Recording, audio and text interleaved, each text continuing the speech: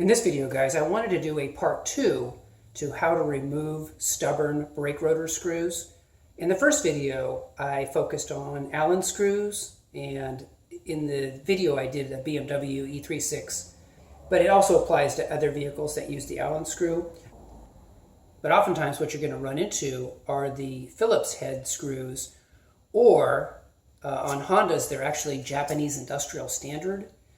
And there's even a video where a guy talks about how you need to get a Japanese industrial standard screwdriver and try to do that. Honestly, I don't want to be tracking down Japanese industrial standard screwdrivers, because even if I got it, I think I could put it on there and not be able to get it off just because they're on too tight.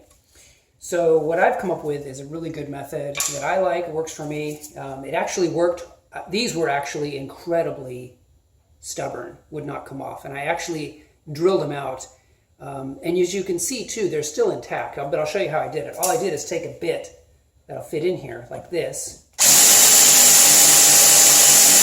You just do some minor drilling. So then what you're going to do, guys, is you're going to take like a square bit, and this is just like 2 millimeters. Any kind of square bit will work. And you're going to jam it in there where the drill hole is. You don't have to drill in very far, by the way. And then you're just going to hammer on it. Okay, you just hammer it in like that. And then when you put your socket wrench on there, okay, what you're going to find is that you put pressure and it's going to turn that screw free.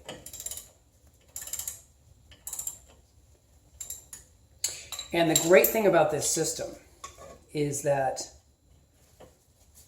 you don't actually destroy the screw, okay, after you remove it. The screw is still intact. Yes, you've created a larger area in the center, but it still actually works as a brake rotor screw. And I actually believe in leaving these. Some people take them off and leave them off. I actually like to have them on there, because when you go to put a new rotor on, it's nice to be able to put the screws in and have it in place as you put on your brake caliper and all that kind of stuff.